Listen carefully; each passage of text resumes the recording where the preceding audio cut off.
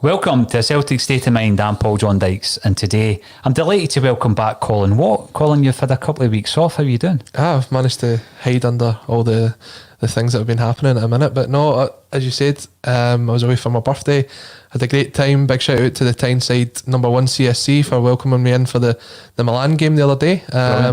But delighted to be back. Let's see what this week brings, and we'll see what the people have to say. Indeed, there has been quite a lot happening in actual fact. But what I would say is, first off the bat, Liam Kelly, who's watching on YouTube, the podcast that makes lunch hours easier. Hail, hail. Liam, welcome to the show. Any comments you wish to make whatsoever? We're going to be talking about all things Celtic, all things topical. We'll be looking ahead to Thursday night's game against Lille. I'll be asking you your thoughts on Europe this season, Colin. Also, since you were last on the show, we've played 3 games. I'll ask you in a nutshell about your thoughts on those 3 games. And we'll be looking at maybe the press conference from yesterday, Neil Lennon and Lee Griffiths coming out, and your thoughts on, you know, whether or not there's a wee bit of thunder creeping back into the manager. Hopefully there is. The financials that have come out, you've had a look at them. And if we're talking about numbers, I also want to talk about Celtic by numbers.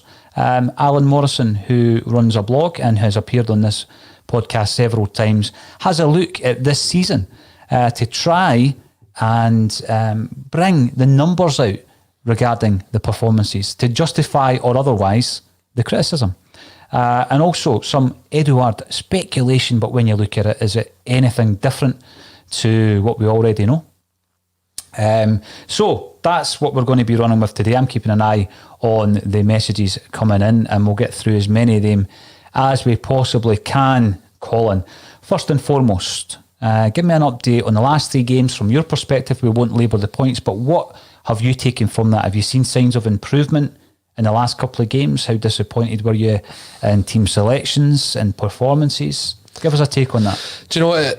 I think everyone can agree it's been a hard week. It kind of started with the game against Rangers, and that was quite disappointing for me, just because it felt as if there wasn't that sort of emphasis that we normally have when we go into games against them, where we try and come out and we have a go at them. I felt as though we were quite reserved in that game, that we weren't getting the service up to the striker, and we didn't really create. I thought we didn't have a single shot on target, and we've kind of talked about that, and the guests that you've had on have done the same, and they've went on and mentioned a lot of the things that probably I would bring up as well. But it just, for me, is gutting to lose a game like that. You don't want to ever lose a game to Rangers, so it took a while to go over that. We moved on then to Thursday night and against AC Milan. I didn't think we would have beat AC Milan. I think AC Milan, although they were ranked 3rd in the seedings, that was unfair to them because they are a fantastic side. You look at the players that, not just even up front was Zlatan, but even at the back, guys like Simon Kjaer and Donnarumma in goal. They're a very good side. I had a feeling though that when we were 2-0 down, if we got a goal, we would have got back into that game, and that's exactly what happened. When we came out in the second half, we looked certainly a different team. The performance level upped. We got the goal, and we were certainly pushing on and trying to get that second one. And it was just times like that when we get caught out. It reminded me a lot of the Cluj qualifier last year, when we were pushing on for that goal and we left ourselves short at the back. Against Aberdeen, it's a tough place to go. We've managed to make it a bit of a fortress for ourselves when we got up there, because we had won quite a few times up there, and we tend to put in very good performances. 3 games in a week, there were certain players that looked as if didn't have it in the legs for them, that they could do the 3 games. The team selection was a bit strange. I wouldn't have left Scott Brown out for a game like that. We showed good character to come back twice and then to go in front. But what we do really need to work on within the team, and I think Lennon knows that, and I think everybody that's out here can agree on that, is it really has to be looking at the defence and tightening that defence. If we can stop conceding the goals, we give ourselves a better chance of winning the games. And when you look back at each of those games. There's so many defensive errors that if we really work on and improve, then it will start relating to our performances. And we're now 10 games into the season, 11 games into the season. We've conceded 10 league goals. The defence still hasn't really put together a performance that you'd say has been worthy of them being the back three. We're at a difficult period in the season, but I really just hope that we start getting on a run now that can turn it round. There's been a lot of discussion whether Lennon is the right man or not.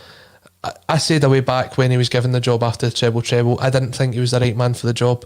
Doesn't mean I don't support the team, doesn't mean I don't back the team, because I do. I never want to lose a game as a Celtic fan. Doesn't matter who we're playing, I want to win that game.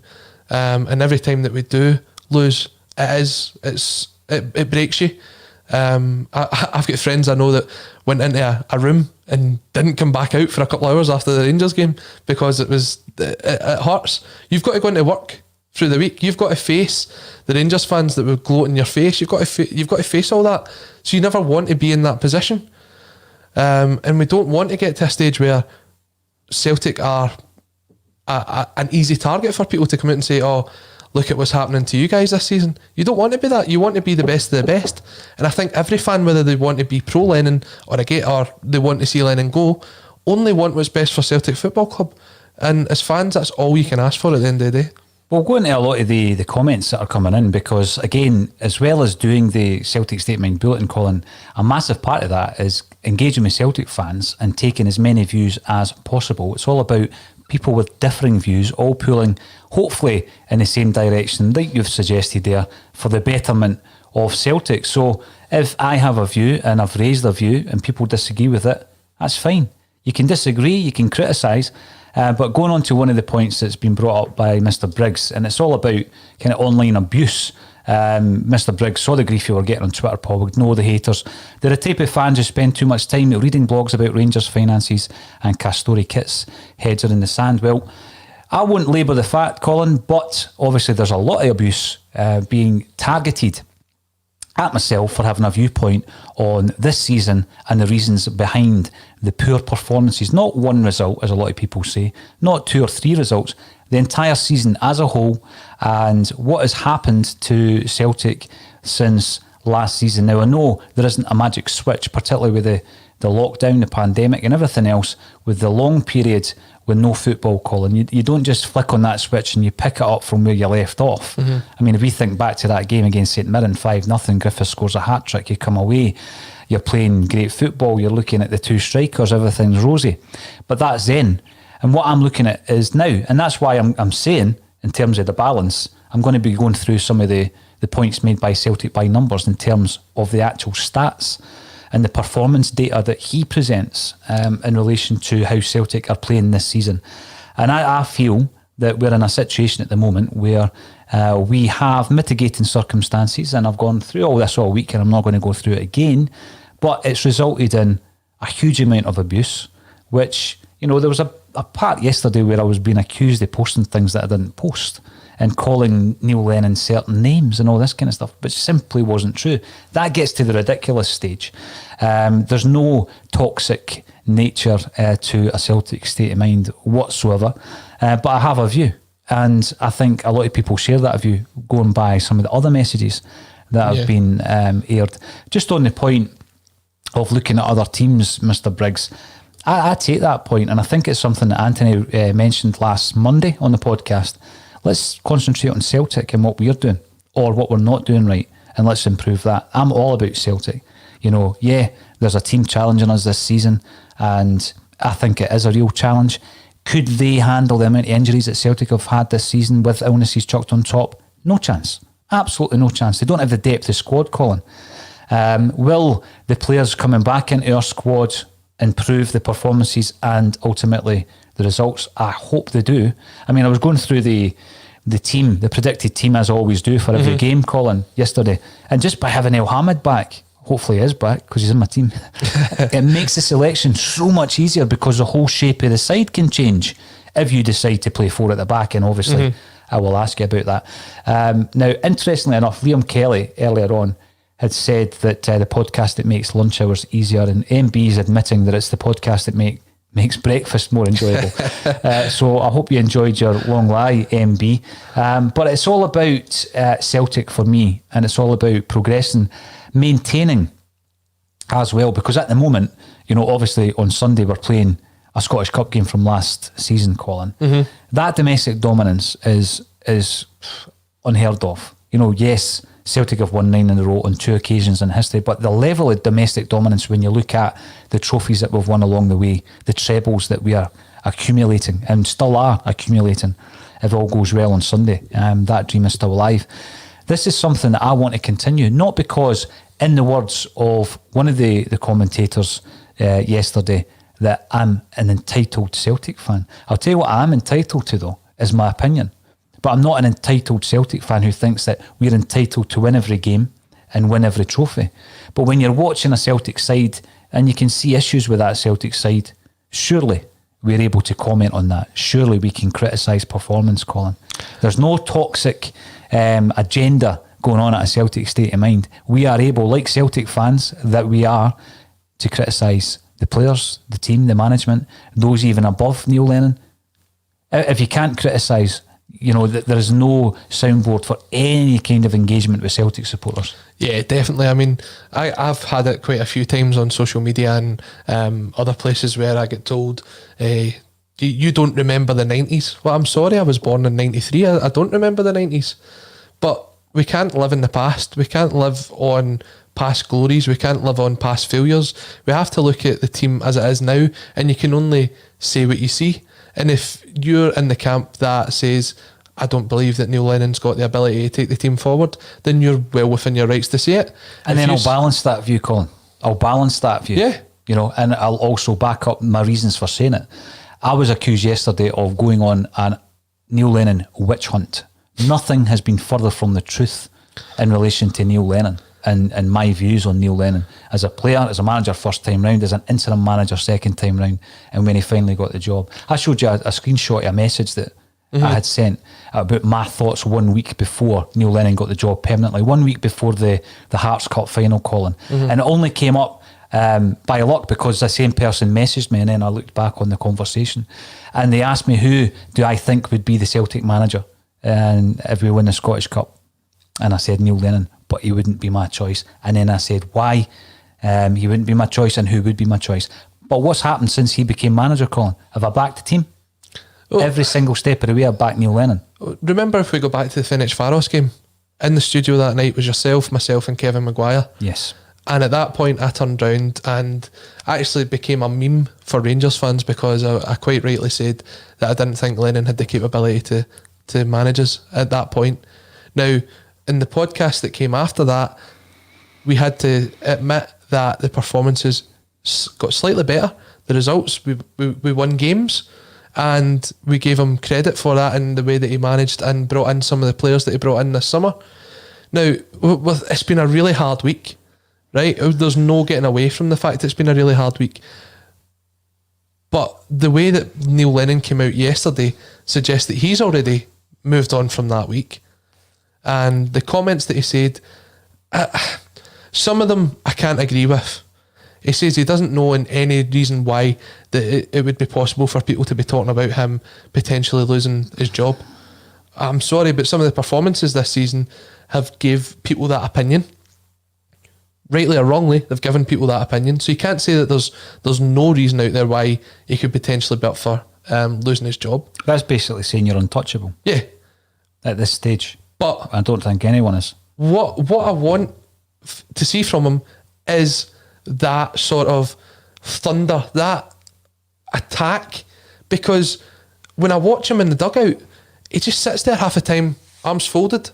And it was a point that you touched on, I think it was Monday or Tuesday. It isn't just the camera crew cutting to him every time he's doing that.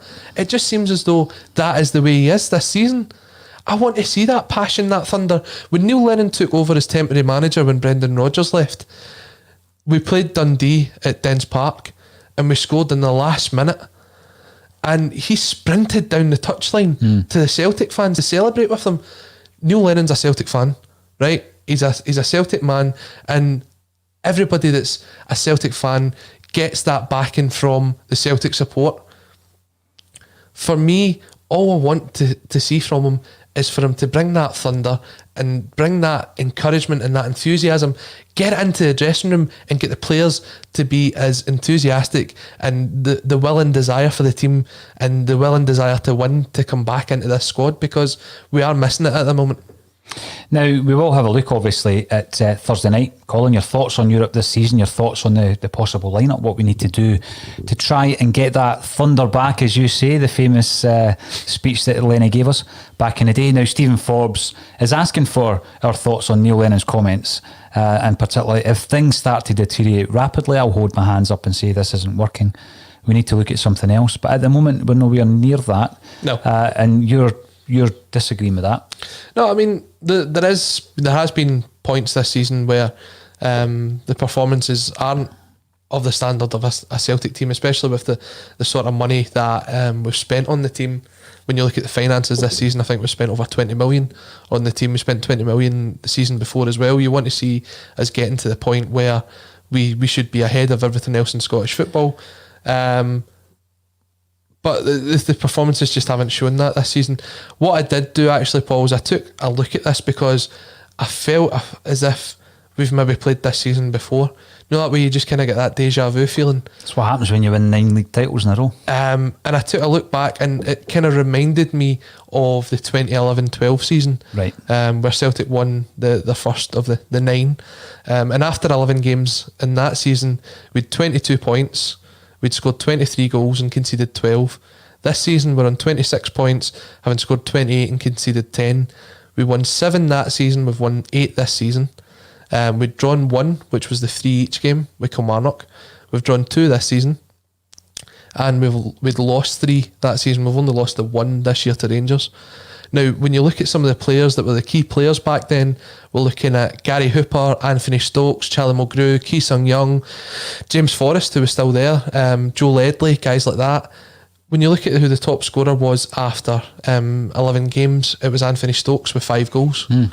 If we look at who's our top goal scorer this season, it's Albion Ayeti with 5 goals. Gary Hooper was your top talisman back then. He only had 4. Edouard's our top talisman now. He's only got 4. There's a lot of similarities that come back to that season. Daniel Mestorovic came in on a free transfer. The defence was very shaky back then. We seen it when we went to Rugby Park. Some of the goals we conceded that day were absolutely horrendous. The second goal against Aberdeen the other day was horrendous as well. Shane Duffy should just clear that ball out of the park. So there is a lot of similarities there in that season. But that game against Rugby Park, when you listen to the interview and what Neil Lennon says in the dressing room, he tells them that he's going to lose his job. Now, he's came out yesterday and says, I don't see any reason why I would be losing my job. So it's not completely similar, but there is a lot of kind of similarities between the 2 seasons. And if we look back at how we went on from there, in the 27 games after that, we won 23, drew 2 and lost 2. And one of the losses came after the league had already been wrapped up at Rugby Park. All we want from this squad is to find that spark that kicks them on, because when you look at the squad and you look at who you've got, then there is the potential to beat every single team in the league. No, I agree with that. I rate the squad highly. I think we've got the depth, Colin, we've got the quality, and the issue that I've got is there was a moment obviously in that season where things turned round. There was a moment last season where, you know, ultimately things turned round after the defeat against Rangers. And this season round, you're thinking that, well, there's been a couple of moments where you're expecting, right, this is going to turn around, this is going to click into place. What's the game plan? I keep asking people the same questions. What is the game plan? What's the 3 games you've been impressed with this season? You know, who's improved this season on last? These are difficult to answer at times. But we will go through some of the points that are being made via Twitter, Facebook and on YouTube, because some of the points being made are brilliant. And Liam Kelly was glad that Lenny came out fighting in the press conference, but hope that filters down to the team and also him on the touchline. Now, I'm not asking for Lenny to be screaming and shouting and bawling on the touchline. But it's like sometimes the reactions after a goal was that you would maybe celebrate that, you would maybe feel a sense of relief over that, but nothing, absolutely nothing, just, no emotion whatsoever. Everybody deals with it differently, but I think over the years we've got to know Neil Lennon's normal demeanour, and it seems to be different this season. What I take totally offence to is getting told by people who haven't paid into a football game since they started their journalistic career, saying that Celtic fans feel entitled to do things and entitled to win things. But we are entitled to an opinion, Colin, whereas these people obviously get paid for their opinion and they're mocking Celtic fans. I think the comments for Lennon to go were described as erratic by someone who runs a site who 2 weeks ago had Charlie Adam on it, talking about behind the scenes issues in relation to Ayer and Beaton. That was fairly erratic, to come out with any kind of claims, unfounded claims at that. So I don't think it's erratic to start looking at performance of the team or the manager. But what I am hoping for, again, I'm going to ask you about Thursday night, because a lot of Celtic fans I've been speaking to or hearing online, the comments coming through, is that to forget about Europe. And I just can't accept that for a few reasons. That night, that game on Thursday night might be the game that I'm talking about. That might be the pivotal game. Your Kilmarnock in 2012 or your Rangers last season. This might be the game where everything turns around and we start seeing a fluidity to the play, a belief that we can turn a game round when it's not going well, because I've never seen that yet this season against Rangers. At any point, did you believe that we could turn it around? Did you believe that changes could be made that would actually pull us back in? Now, going back to a point that Lauren said yesterday, Colin, and a few people criticised them for it, the improvement I seen against AC Milan was that when we pulled it back to 2-1, we were on for a 2-2 at that point. We were actually the team who were pushing to equalise, and then obviously the sucker punch at the end made the result seem almost like a walkover. And I know that AC Milan had taken some players off and they were trying to manage the game out, and Celtic maybe stepped up a gear as Milan stepped down one, and that might have been a part of it. So I did see a response against AC Milan, and then you go into Aberdeen, you're thinking, let's build on that. But then the Aberdeen thing, again, it was almost as if we've got the handbrake on a steep hill and we're trying to get started again, and we're 3-2 up and we can't manage that game out. Yeah. People say, what you can't legislate for individual errors. No, you can't, but it's the same individual brilliance that wins you games. So you can't take it away from the manager and with one hand and give it back on the other. The manager is responsible ultimately for the way we shape up. And I'm going to ask you about Thursday night. A, how important is Europe this season to you as a fan? And then B, how do we shape up against Lille on Thursday night? I just want to touch on something you mentioned about the Aberdeen game. I think that was one of our issues in that game, was the game management. We were talking about bringing on substitutions, and when you're kind of 3-2 up, you look at the bench and you've got guys like Sorrow and Welsh, who are more defensive minded players. When you're maybe trying to see out a 3-2 game and you've got the opportunity to bring 5 subs on, they should potentially be some of the players that you bring on to sort of shore up the defence, whether you go to 5 at the back or whether you put 5 in midfield or whatever it is. But you can't let the team be overrun the way Scott Wright ran through that midfield. Someone should have taken him out near the halfway line to stop him getting anywhere near the box before the ball comes across. So we do have to work on our game management in that sense. That also kind of goes back to the AC Milan game as well. We're pushing for the goal and then we leave ourselves open at the back. So game management is something we do need to work on. Thursday night, what I really want to see from the team on Thursday night is a bit more defensive shape. I want to see us not conceding sloppy goals, because we've conceded quite a few sloppy goals. The 2 goals against Rangers were very, very sloppy. The first one against AC Milan and the third one as well. I just want to see us put together a performance where whoever's playing at the back offers a bit more solidity, because we want to kind of get that solid defence going to make us hard to beat, and then we take it up and we look on the strikers to get the goals. You know, the thing on that point there, talking about the defence, because it's been a massive issue this season, Colin, everybody's crying out for a new centre half. Now at that time our central half positions were filled by Ayer and Julien. That's the partnership that we had. Everybody's crying out for a new centre half. We go out and we bring in Shane Duffy, which was a popular signing. Now Julien's been out injured. Duffy's not been playing so well. Everybody's crying out for Julien to come back in. So we're actually going back to a point where we've got a partnership there that no one was happy with. So I just think we're continually told about this hysteria. Everything's going to be all right once the players come back. Well, let's look at Julien, because we had Julien in there, right, in the centre half position as a first pick with Ayer, and we weren't happy with that.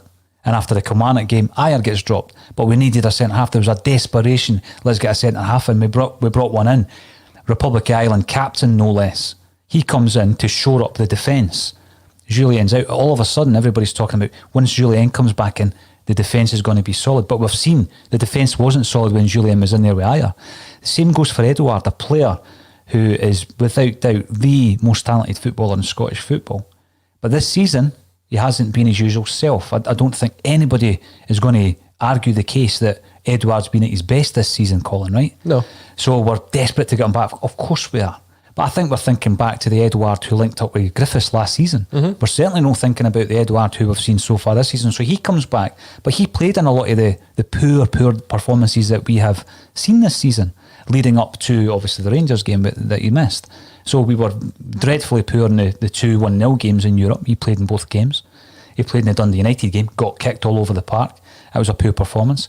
So we're bringing players back. Of course, they're going to make things easier for Neil Lennon when he's selecting a side. But they weren't in great form before they went out. No, definitely not. As you said, if you ask someone to mention 3 great games that we've had this season, you'd struggle. Full games, certainly. I mean, one of our kind of highest scoring performances is a 5-0 game against Ross County. But Ross County could have had 2 or 3 goals in that game as well. It could have been one of those 5-4s that we've seen down in the English Premier League. Yeah. So we do struggle in that sense to get a 3 or a 5 or a 4, whatever we're playing, to get it sort of like that is the team that we go with. If the chance here just to mention that when you look at the Rangers side at the minute, when they're swapping players in and out, they're swapping like for like, they're keeping their formation, they know what's working for them. At the minute, I don't think Lennon knows what's working for him. You see the changes are happening even in the middle of games. The AC Milan game, we went from 3 at the back to 4 at the back. That worked. We tried 4 at the back at the weekend. Didn't quite work. So I don't think Lennon's got that tied down to what he wants to play. But again, does that come down to some of the players that we've got? If you're playing 4 at the back, I wouldn't have Frimpong as your right back because he's very much an attack-minded player. We've seen that where the defenders get pulled out of position because Frimpong's so far up the park. It leaves gaps in the middle and the other teams are exploiting on it. So who would you play there? Is Mohamed the guy to play at right back and Frimpong goes further forward? We are missing James Forrest at the moment. Can Frimpong offer the same service as James Forrest? I think personally Frimpong's been slightly poor over the last few games. I don't know what you make of that. Well, on that point, I think it's maybe a good time actually to look at the lineup that I would suggest for Thursday night. And it's taken a lot of these points into consideration, Colin, because I would start ordinarily, even though he's been getting criticism, I would normally start with Barkas, but I believe he's out. So you're going to have to start with Scott Bain. Yep. And goals. At right back, I would hopefully be able to play with Mohamed at right back if he is fit and available, which I think he will be on Thursday night. On the left, I would play Taylor. I would play Greg Taylor, the much maligned Greg Taylor. If you're playing at a back 4 for me, yeah, you can have full backs who are overlapping, but I don't think you play wing backs at full back. And I think that's what Laxalt and Frimpong give you. They're further up the park for me. And then your 2 centre halves are still Ayer and Duffy. Now, Duffy hasn't become a bad player overnight. He's had a few poor games. And I think that we have no other option at this moment in time than to play him, because if you don't, then you're maybe playing Mohamed at centre half, Ayer at right back, which a lot of people are suggesting. Your other right back option is Anthony Ralston, who's sat on the bench a couple of times this season. So no, for me, your back 4 is to have right back Mohamed, left back Taylor, and your 2 centre halves Duffy and Ayer. It's funny you say that, but who is the other options there? It is only Ayer or Duffy at the minute, isn't it? Well, unless you play Welsh. Julien's out injured. Welsh, I think he's going to be a player that we can probably rely upon for certain games in the season. I kind of think Welsh is a bit like Darren O'Day, where he can come in and play here and there, but you wouldn't play him every single week. And certainly there'll be times where he'll be caught out because he's not really played a lot of first team football. He went down to Morton on loan last season and he was playing at right back, and he's played 3 or 4 times now for us. So he's only played 4 technically professional football games. Yep. So it's a lot to ask of the boy. So you're right, it's Ayer and Duffy. That's the only kind of options you've got, and all you can hope is that they can put their performances behind them. As you said, Ayer's been certainly better over the last few weeks. Duffy's not. So I kind of hope that eventually they'll click and we'll keep a clean sheet. That's all I'm looking for. Well, that would be good, because obviously if you do that, you're going to have a positive result. Yeah. So the question of like Salt and Frimpong, I'd still play them, but I'd play them along much higher up the pitch with Christie in the middle. So they're my 3. Behind Dames, McGregor and Brown. And then one up top at this moment in time would be Lee Griffiths. So now that's because I was disappointed with Ayeti. I don't think Ayeti can play up front as a lone striker. Right, so I'm just trying to work this out. So you're playing 4-2-3-1. Yep. And you have Bain in goal. We've got Mohamed right back, Ayer, Duffy, Taylor. Yep. Brown, McGregor. Frimpong, Christie, Salt, Griff. Yes. That's my team. That's my team for Thursday night. It's interesting. Now, I think you've got the 4 at the back, so although there's a lot of attacking options up there, and you would still be expecting Laxalt and Frimpong to be tracking back, for me, you need a right back and a left back, and I think that's what you get with Taylor and Mohamed. I mean, I've said before, Frimpong offensively, I'm going to take what you've said there and say, yeah, he's not that complete player that Forrest is, and people say Forrest isn't a complete player. I mean, I tell you what, I'd like to have Forrest on Thursday night, but he's obviously long-term injured. But I still think Frimpong has performed well in Europe this season, Colin. I think he's still a player who's a good outball, and I think that when Christie's playing, he can feed Laxalt and Frimpong. He's very good at that. It gives us balance to have Laxalt and Frimpong in that position. The only criticism I've got with Frimpong at the moment is he's still developing to the point where his final ball is really lacking. There was times against AC Milan where he had the left back in his back pocket. He was getting down, but his final ball let us down time and time again. And I'm sure as a player, again, I think he's only maybe played about 25, 30 professional football games. So that will come in time. But it is a problem for us at the minute because we're relying on him to create all that service for us. Again, we don't have many options out there. No, we don't. If you look at the fact Forrest is out, Karamoko Dembele started off as a backup. He was on the bench. He's out of the picture at the moment. So we don't have many options out wide right. I mentioned before Klamala's played a few games wide right, and James had mentioned that as well. Again, nowhere near the team for me at this moment in time, particularly on that position. But that is how thinly covered we are in some positions. When you're looking at a right back, Colin, if you don't have Mohamed, your recognised right back is Tony Ralston. You're then looking to play Ayer out of position if you play him at right back. I know that he's filled the position a few times. Frimpong, is he a right back? I've not seen it yet. I really haven't. And I think when you're talking about going into 4 at the back against Aberdeen, that would be my criticism. Like Salt and Frimpong were playing like, wing backs. And it did expose the centre-halves time and time again. There was many occasions where they broke away, and at no point did Frimpong get back into position. At no point before the ball was either knocked out of play or or cleared. So I don't think we have many options down that right hand side at the moment. If you bring someone like Mohamed back in, it's a massive boost for Thursday night. Yeah, the thing with Mohamed as well is when we look at some of his crosses into the box, he put the crossover for Lee Griffiths away at St Johnstone. He does have that ability to go forward, but he's very, very comfortable in his own half, where we might be for a lot of this game against Lille, because they're no mugs. They're a fantastic side. I think they're top of the table at the minute in the French league. We might be doing a lot of defending this game.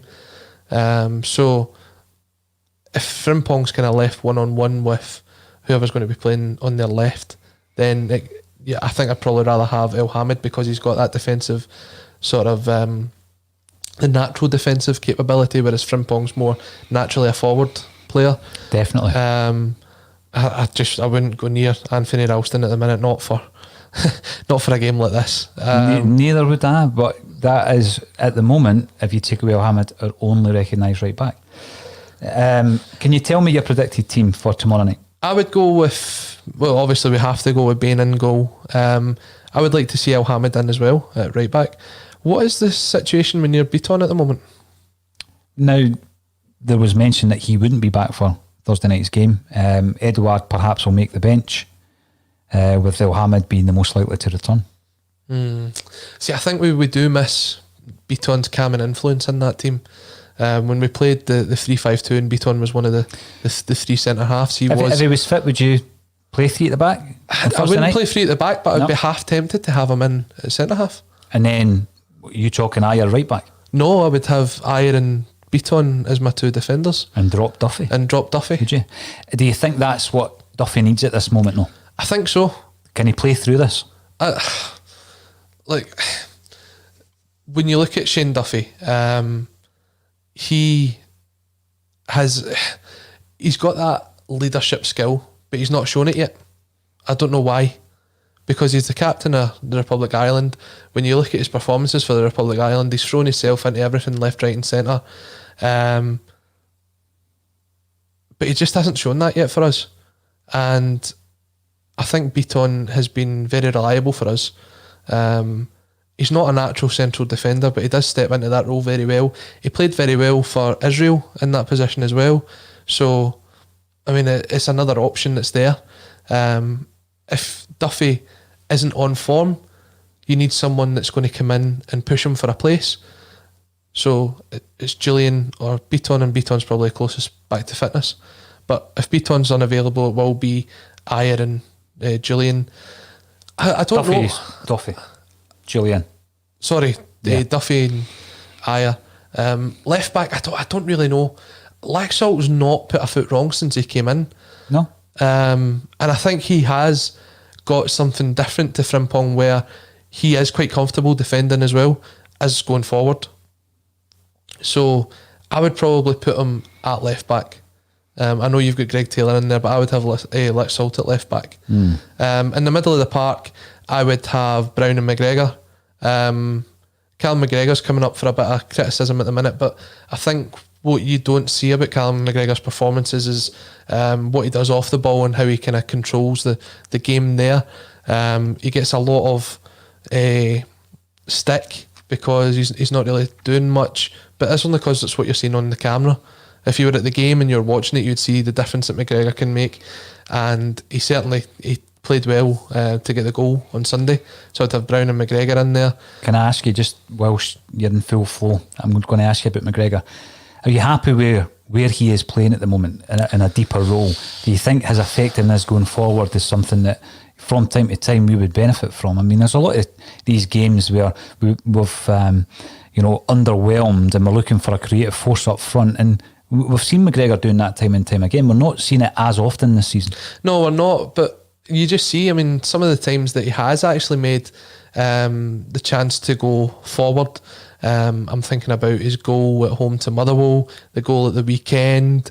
He has got that capability going forward to be that number 10. He does it for Scotland as well. But who else then plays in that role? Because we've had so many people come out and say, and Cham's been poor this season, but he steps up for the European games.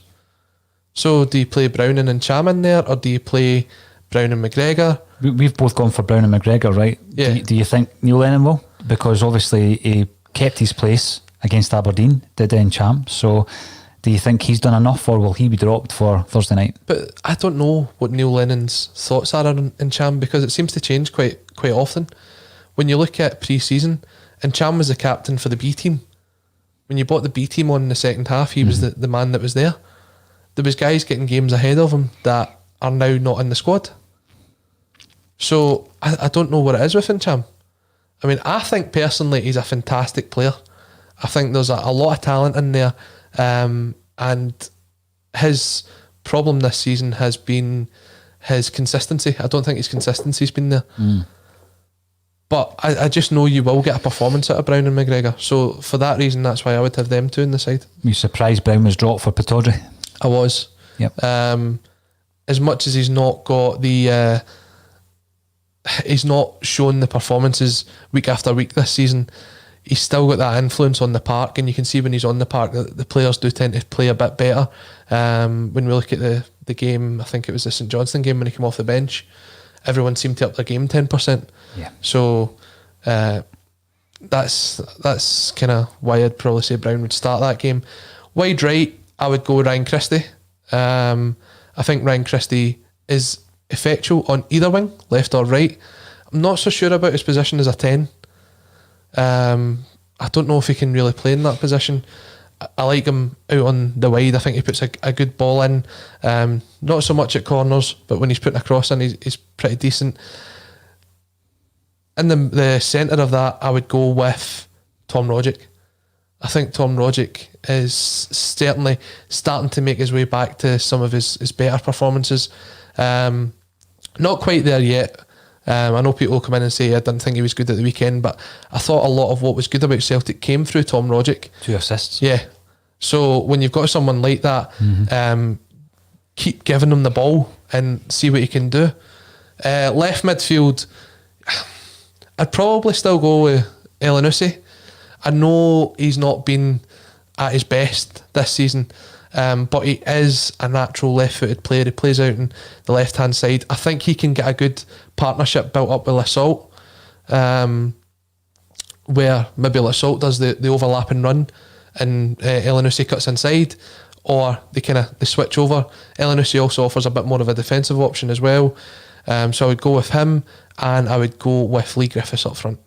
Right, so what's your reasoning for the striker? We've got 3 fit. I think Edouard might at the very most make the bench. We've got 3 fit strikers. Why are you going for Griff? I would go for Griff because he's the one that's there that comes across to me as a natural lone striker. He's someone, when you look at when he scored 40 goals for Celtic in the one season, he was the number 1 striker. He was the only striker that was up there. He was getting the service. He makes the runs for himself. He gets in behind and he takes the shots on. You look at the goal at the weekend, kind of came out of nothing, cuts back, puts it into the top bag. I couldn't see someone like Albin Ayeti or Patrick Klimala doing that. Some say he's not fit. Some say he's just not been given a chance. When he has been on the park, he's certainly made a difference. I see Ayeti as a 2.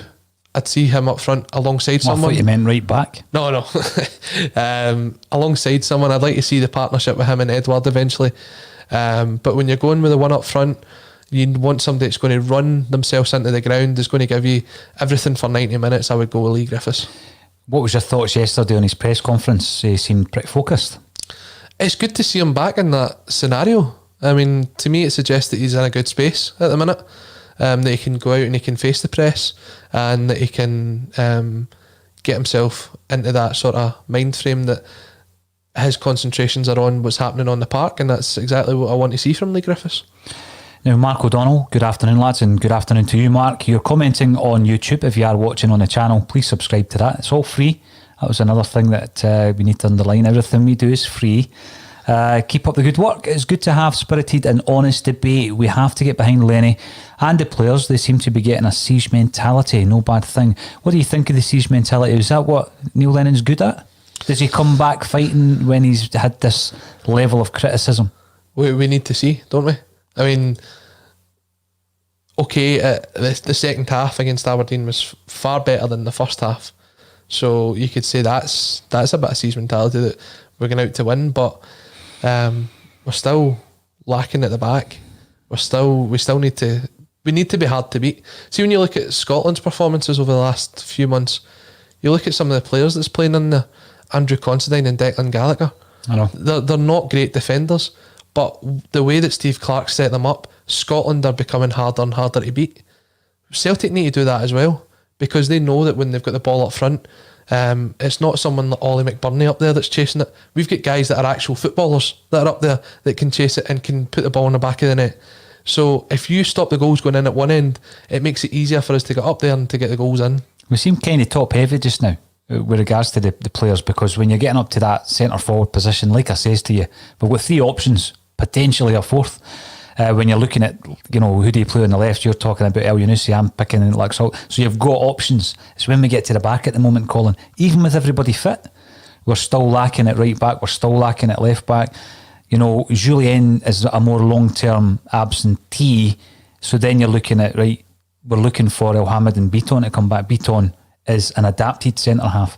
There's a suggestion here from Dominic Boyle, and it's not the first time I've heard this. I would love to see Ayer in sitting midfield. I spoke in a previous podcast about that to Stevie Mullen, who's been involved in football and management and playing football. He doesn't reckon Ayer would be as effective. I think since Duffy's come in actual fact, you were talking about the influence of Duffy, the leadership qualities of Duffy, I think he has assisted Ayer in many ways. I think Ayer's performances have improved. You were also talking about throwing himself in front of things. Duffy tended to do that in his first few games. I just think that the games have caught up with him a wee bit, Colin. We don't have the luxury of dropping him. I don't even know if that'd be the best action to take with someone like Duffy in this position. Can he play through it? A lot of players need the games to get over a dip in form. Some others get dropped and then that gives them the spark that they need. So I think Ayer, for me, from what I've seen and I've heard him suggested in that position, I can see why, because he's a player who can take the ball, you can dribble, he can pass. But I still think he's a centre half all day long. It's interesting, Raya, because he's certainly made his way back through the park as his career's developed. He was a striker at one point, and you could see how he was maybe a striker, because you look at the goals against Motherwell and against Aberdeen, great finishes. I think at Kilmarnock he was played in a defensive midfield role when he went out on loan there, and now he's kind of naturally fit into the centre half position. I still think you can see bits of his previous life out there, because the way he throws himself into tackles, he kind of slides in, not knowing that he's maybe the last line of defence, so that if that guy gets by him, he's basically one-on-one with the goalkeeper. I was impressed with him against AC Milan, Colin. Sorry to interject there. Yeah, no, I thought he did a good game against AC Milan, but when you've got an interest from a team like AC Milan, you're going to try and show them what they're going to be signing. So I expected them to have a good game against AC Milan. Do you think it was an audition? It almost is, but isn't it? I mean, you look at some of the games, Europe is an audition for a lot of these players. You think of the coaches and the teams that will be watching the guys when they're coming up against AC Milan. It is an audition for them. Do you know what I mean? Like, if Edouard scores 3 goals against AC Milan, somebody's going to be watching that and pick up on him. It's the same way that we've picked up on potential targets that we've kind of looked at over the last few years. Shauna Wiesman, who was at Wolfsberger last season, he was scoring all the goals in the Europa League. That's what got him out there and in there into the people's mindsets. So these games are sort of like additions for players, because we're not going to keep them forever. Now, there's a few suggestions about Thursday night's game, Colin, coming through, and we have Terry Tibbs. You're commenting on YouTube, and Terry thinks that Celtic will win. Never underestimate a wounded animal. I think that goes back to the siege mentality, doesn't it, Colin? Yeah. When people react due to the criticism. Now, Gary Doonan, always welcome to see you, Gary, commenting on Facebook. Gary reckons that Lille, like AC Milan, will be a difficult tie whether we are flying or not. Absolutely agree with that. I mean, you mentioned earlier on not conceding a goal, Colin. That means you come away with something. That would be phenomenal to go over there and come back even with a 0-0 or 1-1.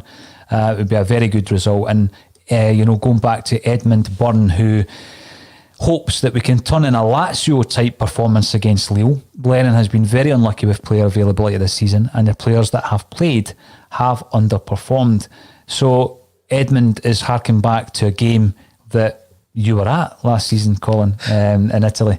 Do you think the team and Lenny have it in them tomorrow night to pull something out the bag like that? I would be surprised if they do. I'd be absolutely delighted if they do as well. I'd be delighted to come away if we beat Lille tomorrow night. I don't see it happening, but then I didn't see us beating Lazio home and away, so it's just kind of one of these things that anything could happen. All I want to see is a better performance and get ourselves into a state of mind where we go into the game on Sunday against Aberdeen a bit more confident, a bit more self-belief about the team, and have a go and actually just win a game. Now, Gary comes back in just to confirm that Ayer actually played at centre-back for Kilmarnock when he was out there. He played a good number of games out there. I think it was a massive part of his development, Colin, when you think of Ayer going out and developing within the Scottish game at Kilmarnock and Christie doing the same at Aberdeen also. And, you know, here's the thing. I'm going to throw this one in, right? Because although I don't agree with the suggestion of Johan Mjällby returning as a defensive coach, I have heard suggestions about defensive coaches, Colin, and whether or not that's the answer to Celtic's problems at the moment. So what's your thoughts on that? I mean, we spoke about specific coaches at the beginning of the season. You were talking about keeping Craig Gordon in a coaching capacity back then. You obviously went away and rejoined Hearts at that point. So what's your thoughts on bringing in a specialised coach? If you've got a bit of an issue up front or in defence, you bring in a specialist coach. What's your thinking there? I mean, to bring in a specialist coach would mean that Lennon would need to admit that there's a problem there first, and I don't think he's quite at that stage that he thinks there is a problem there. I mean, he came out and said that Duffy was fantastic in the first half against Aberdeen. I didn't really see that. Maybe we are kind of seeing a different game to what he's seeing. I do think, though, there should be someone that is in that position to kind of guide the team through. When you look at it, John Kennedy is often related to be the defensive coach. I don't know if that comes from when they're doing the warm-ups. He's the one that's left with the sort of back three, back four, back five, whatever it is. When they throw the ball up in the air and they head it out and they do the clearances and stuff like that. I don't know if that's where that's came from or if it's because he's a centre-half himself. Just because you're a centre-half, just because you're a goalkeeper, just because you're a striker doesn't mean that you're a coach for that position.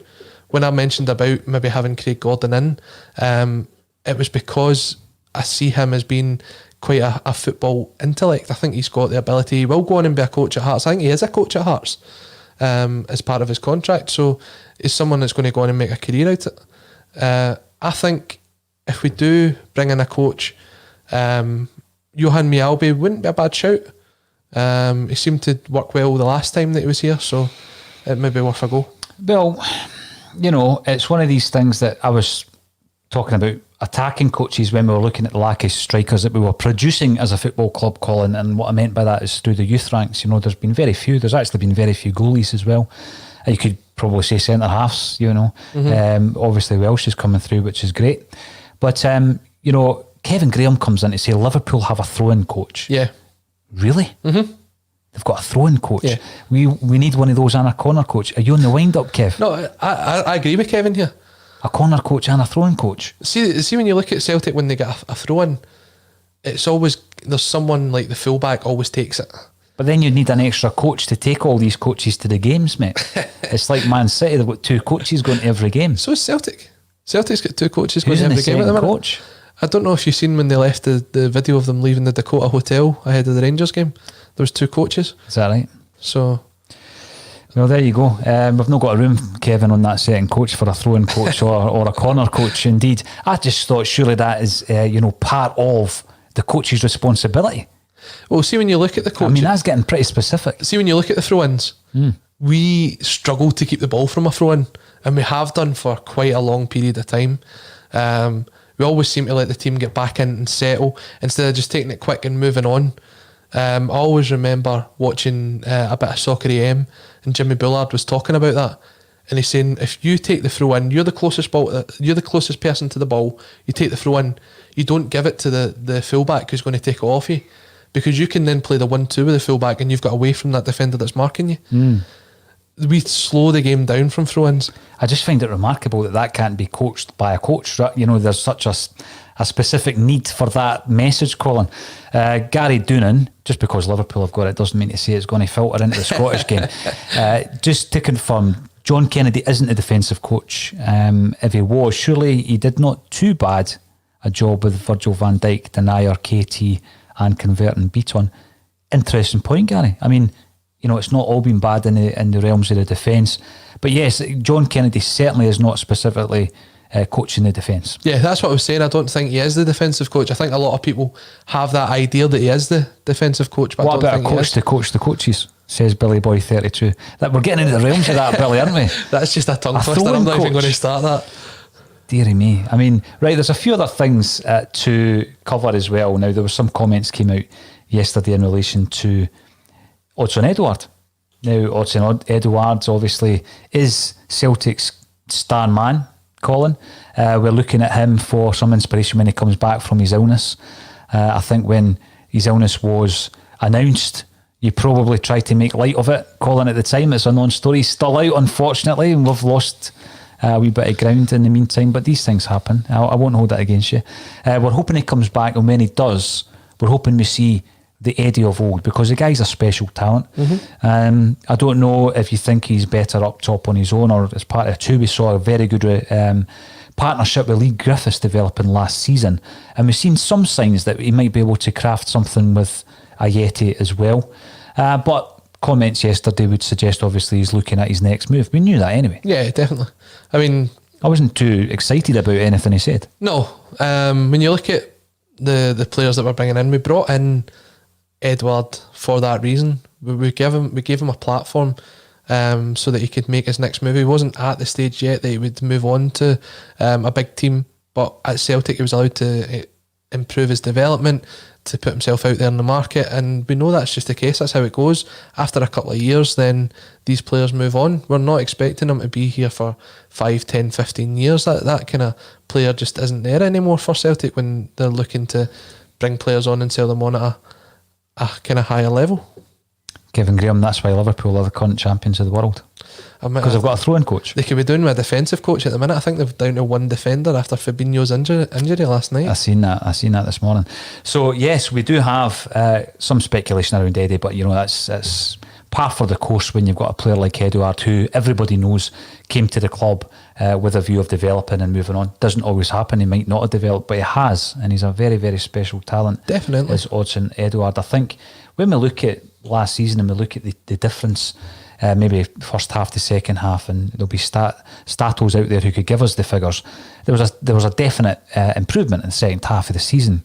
Colin, big part of that was the return of someone to give Eddie some backup, because he had been carrying the can himself for a large part of the start of the season. Seemed a wee bit sluggish at times this season.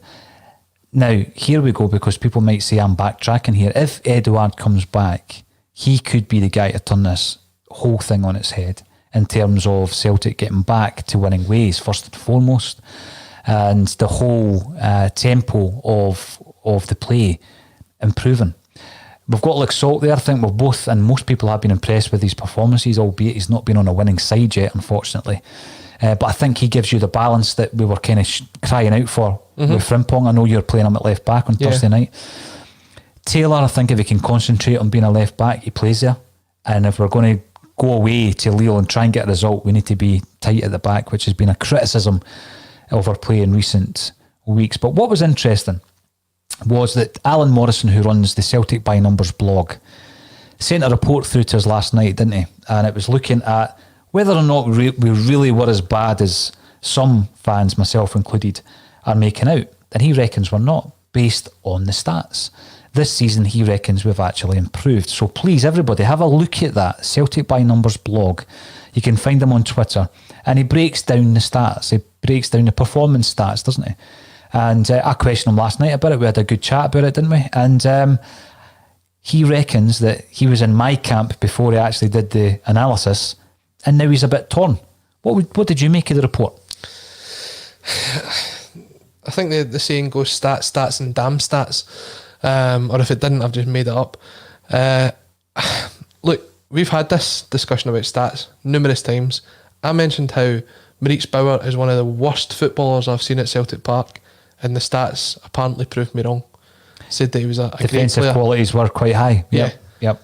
Greg Taylor's took a lot of stick this season, but he's also got his own backers who say he's got great talents that we've just not seen yet. The stats say that he's the worst left back in Scotland.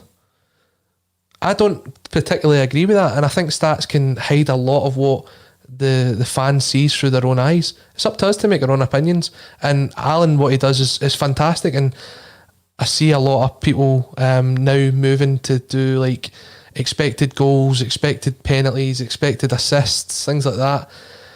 It's not for me. I look at it for what I see on the park, and the stats will then show me at the end of the game whether I thought I was right or wrong. But it's not going to change my opinion on it. I think it's you know what? I think it's good as an addition, Colin. I don't think we can put all the eggs in either of the two baskets. I like to embrace as much information as I can get, and obviously, you know, that can then shape your opinion. But I would implore anyone to go and check out Alan's blog. It's intriguing. Yeah, definitely, it's intriguing stuff.